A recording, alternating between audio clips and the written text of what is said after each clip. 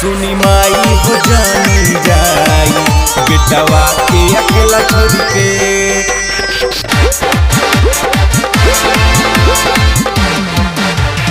मैया हो हम पौआ परिले, मैया हो हम पौआ परिले दे दिहनी दरस हमके। मैया हो हम पौआ परिले दे दिहनी दरस हमके। सुनी माई हो जानी जाई बेटवा के अकेला छोड़ के।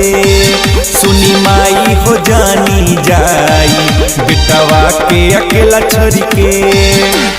मैया हो हम पौआ परिले दे दिहनी दरस हमके। मैया हो हम पौआ परिले दे दिहनी दरस हमके। सुनी माई हो जानी जाई बेटवा के अकेला छोड़ के। सुनी माई हो जानी जाई बेटवा के अकेला छोड़ के।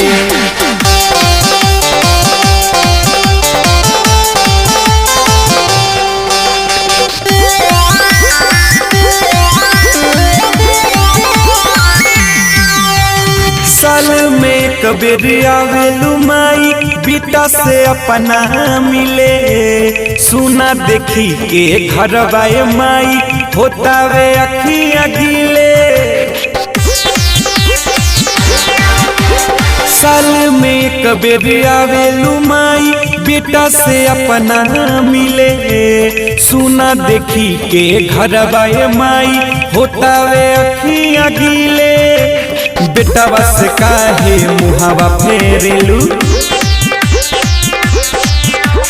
बेटवा से काहे मुहावा फेरेलू रही कैसे जुदा होके। बेटवा से काहे मुहावा फेरेलू रही कैसे दूरी सहके। सुनी माई हो जानी जाई बेटवा के अकेले छोड़ के। सुनी माई हो जानी जाई बेटवा के अकेले छोड़ के।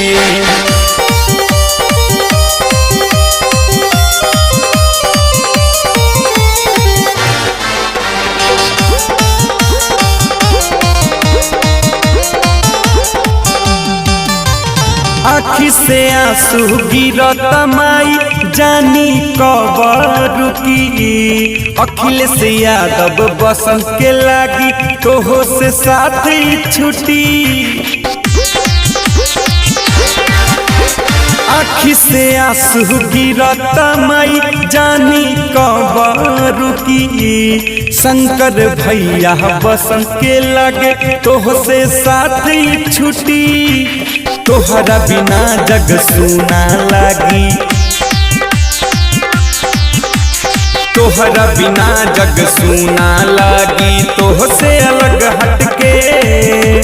तोहरा बिना जग सुना लागी तोह से अलग हटके। सुनी माई हो जानी जाई बेटवा के अकेले छोड़ के। सुनी माई हो जानी जाई बेटवा के अकेले छोड़ के।